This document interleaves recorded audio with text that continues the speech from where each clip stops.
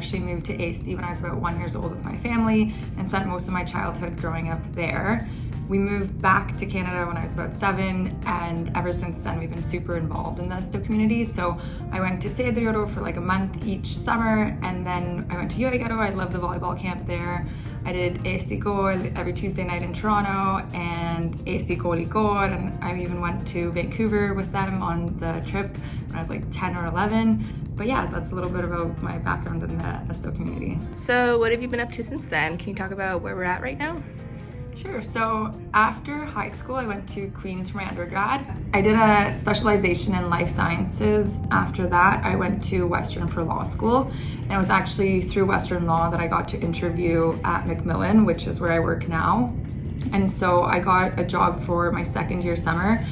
After my summer, I got invited back to do my articles at the firm. So I came back, did my articles, and through that process, I got to kind of work in the different areas of the law firm. So following articles, I got hired back into the capital markets group, and I'm now a second year lawyer at our Toronto office here at McMillan.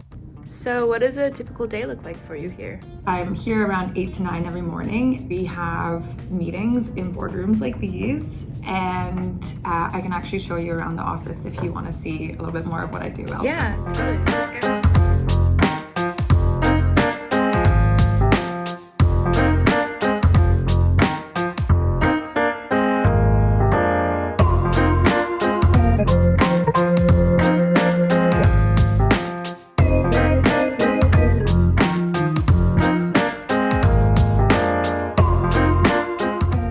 So this is my office at McMillan. Sort of the work that I do, I think, varies a lot depending on the lawyers that I'm working with and the files that I'm staffed on.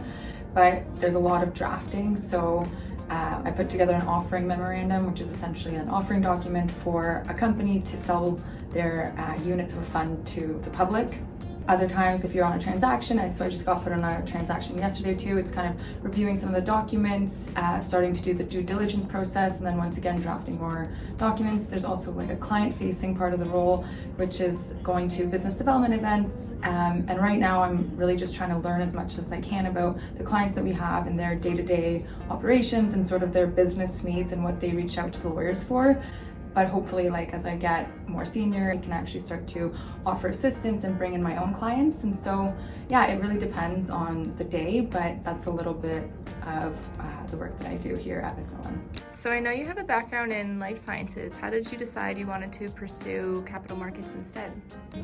So I think it was like halfway through my undergrad that I kind of realized that life sciences wasn't for me. I liked the substance of it and the subject matter, but I didn't really see a career in that field. I decided to finish my undergrad, and it was after my undergrad that I happened to do a records management role at Loblaw Companies Limited, which was actually records management for the legal department. And so I think that was the first time I saw how lawyers interacted and how they emailed each other and some of the documents that they were working on. And it was the first time I could kind of see myself doing a similar role.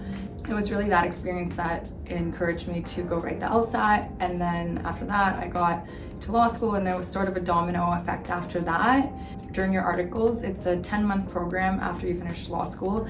And essentially you, in a full service firm like this one, where we have an employment group, a real estate group, all different areas, you sort of spend 10 months and you rotate and work with the lawyers in one group at a time. And so I enjoyed working with the other groups as well, but I think it was really the capital markets lawyers that I really loved working with the most, and I really loved the work that I was doing. And so that's how I specifically got into capital markets. Don't be afraid to try something different. I think for me personally, I kind of realized life science wasn't for me, but I didn't know what I wanted to do. And it wasn't until I took that role at Loblaw Companies Limited in records management for their legal department that my career path changed. And I think it wasn't that I signed up for this job and thought that I would be a records management specialist, and that's where I really saw my future, but it was the first time that I'd done a corporate job and done a job that was in an office in a different setting. Like, up until that point, my jobs had been server in retail and working in the GUC at Seedrioro. So It was quite a switch up, and I wasn't necessarily sure that that's what I wanted to do, but by trying something new, I was able to get exposure to an area that I ended up really loving and what ended up bringing me here.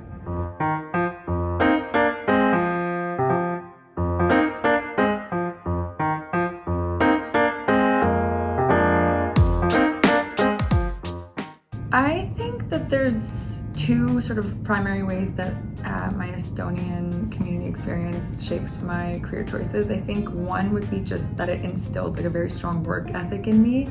And so growing up, my parents, my grandparents, like our entire corner of the Estonian community really emphasized working hard and doing well in school and trying your best. And I think that's what allowed me to get into law school and get the job that I do have. And then I think the other way that the Estonian community helped shape my career is just like the overwhelming support that I had in pursuing the career path that I did. For example, when I got into law school, I remember I was kind of curious of what lawyers actually did, and I wanted to speak to lawyers in different fields. And so I reached out to people in the Estonian community, and all of them were happy to hop on a call and tell me about their firms and tell me about their experience and what they do in their area of law. And so I think just having that community support and encouragement in whatever career path you choose has been super helpful. I think that I want to continue to be as involved as I have been, if not more. I definitely want to go to Suvihari every year, and I want to continue to see my friends that I have from Seedriuru and continue to do things in the Estonian community. I know my Emma's really loved her role at Keskus, and I'd love to support Keskus and help out more with that. And I think beyond that, like once I have a family and have kids, I'd love for them to be as involved as I was. Like I want them to go to camp and I want them to go to Eesti Kool. I think it's one of those communities that you're in for life and you never want to get out of, and like you have friendships in this community for life and it's always gonna be a part of you. And so I think because of all it's given me, I want to do a little bit more to give back to it. And so I think going forward, I'll try to get more involved if I can.